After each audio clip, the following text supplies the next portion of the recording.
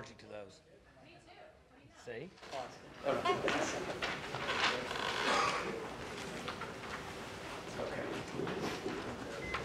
Okay, it was a good win for us. We've talked about our youth quite a bit in preseason, and I think it showed up today. We're kicking way too many field goals and not scoring touchdowns. We've got to improve in areas like that. We had too many penalties. I don't know what the stats are, but at a crucial time, a chop block and a hold on the perimeter, and in a defensive personal foul. Those things we have to clean up. But we got some young guys, some experience, which is good. Dax came in and played for JW, obviously, and we'll know more on JW's situation tomorrow. Either way, at that point, we were going to play Dax, so we just decided to go ahead and leave him in and move forward. Randy Childs did a good job for us, made some plays at the running back spot, and then we got him out of the game. And so it gave us a chance to work some young players, but each week will be a challenge for us. The upcoming opponent's just like a conference game for us this next game. So really, for the most part, we're in conference play, and we have to take advantage of every opportunity we have to get better and play smarter. I didn't think we were a smart football team today. There were some errors we made that were really glaring. But we'll continue to push forward and work to get better tomorrow night.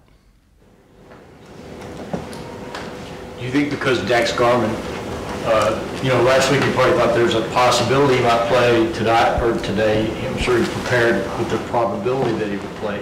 Just with that mindset going into that, do you think that might have helped him relax? I think so. He's had a lot of reps, Bill. He's had reps from day one, and so he's really ready to play. He had to go through some growing pains. The speed of the game's different for him. He hadn't played in a long time, and so he made some mistakes, but he also made some throws. When he rolled to his right, threw back across the field to Shepard on the deep ball. As you saw that develop right in front of you, did you kind of see what he saw, or did you think, oh, that's a risky play there? Well, I saw what he saw. I was back watching, and I've had that view a lot in my life, and so I saw exactly what he saw. And I was worried at that time. The only guy I thought could make that throw was wearing a headset. But then when it made it, I was okay with it. What's your early takeaway? You guys didn't get that? I thought that was funny. What's your early takeaway on how he played, especially given the fact that he hadn't played in 5 years? I think he did okay. He made some plays. There were some throws I'd like to have back, a couple throws that I know that he can make a better throw because I've seen him do it. But first time you play in a game and at this level, it's just a little different because you really can never manufacture the speed and the tempo. So I thought he did fine. We know a lot more when you watch tape and you see where all the defensive players are and what his reads were and if he was sound in what is important, which getting the ball in the right guy's hands. Did you actually speak with him before he went out for that first series, or was he just communicating at that point with Coach Yursich? Yeah, I didn't speak to him, no. Coach, what were some of the positive things that you liked with today's game? You mentioned some of the things that weren't as high on the list as good things, but what were some of the good things today that did stick out to you? Well, first off, we won. It's a good thing. Next thing is we got a lot of work with young players. One time I counted 8 freshmen, 2 sophomores, and a junior on the field on defense, and they were out there for quite a while. So that's good for our football team, for those guys to get some reps. They made mistakes. They missed tackles in space. They got beat on double moves.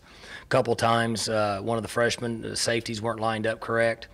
And those are the situations that you're in when you play with that many young players. But I would say the good thing that came out of this game is we got a lot of young players, some quality reps, even at the running back and wide receiver spot.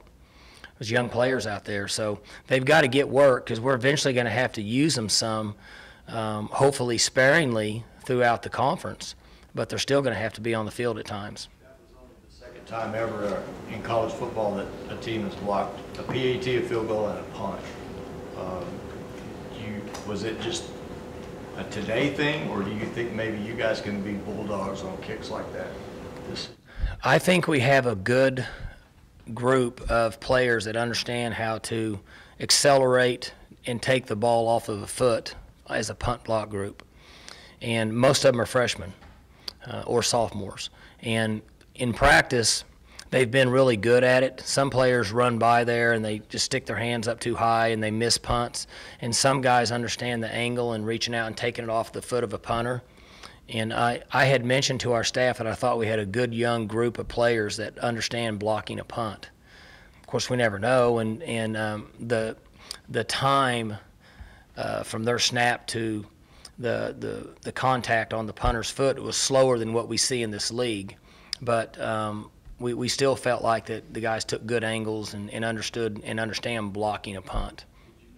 Stearns, if he hadn't gotten his hands up, it would have hit him in the face. I mean, he was that deep into the play. No, I didn't have the same angle that you guys did. I did not realize that. Mike, did you see the play where JW got injured, and do you know what kind of happened there? I believe it's when he ran near the goal line. I do not know for sure which play it was.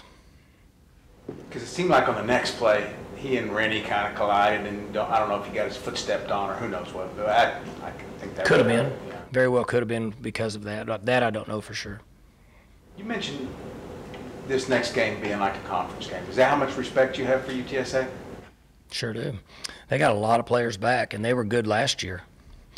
We were in a battle with them last year, and they went on to have a good season. And I watched a little bit of their game the other night, and I saw them play. They're aggressive. They played a team from the Pac-12 and played very well and had a chance to win the game. So this team is just like playing a conference game for us. Mike, you said going into the Florida State game you thought there might be an opportunity for Dax to play 10 to 12 snaps. Didn't work out that way. But now that you've seen him back in a live game again, do you foresee sort of what his future role could be going ahead? Well, there's a difference. A style of play is a little different when he's in than JW. Some plays, there's some carryover, but there's other plays that he may bring more to the table. And so we need to use him. You know, I think he played well enough to play in games, and so we go into with a game plan. Sometimes it depends on the team we're playing and what we think our strengths are compared to their weaknesses. But I thought he played fairly well for his first game. You mentioned Rennie and the way he ran. In a game where you guys didn't have Desmond, how much does this go, toward Rennie's confidence when you guys have Desmond back and Rennie's sort of in that secondary role? Well, Rennie's a second-year guy now, and it's time for him to grow up and run the football and take hits and be explosive and get back in there and be physical. And I thought he made some plays for us. There was a couple times I didn't think he ran the ball very hard, but overall he was okay. And it takes 3 backs every year. Very seldom are you fortunate enough to one guy can carry the load in this league.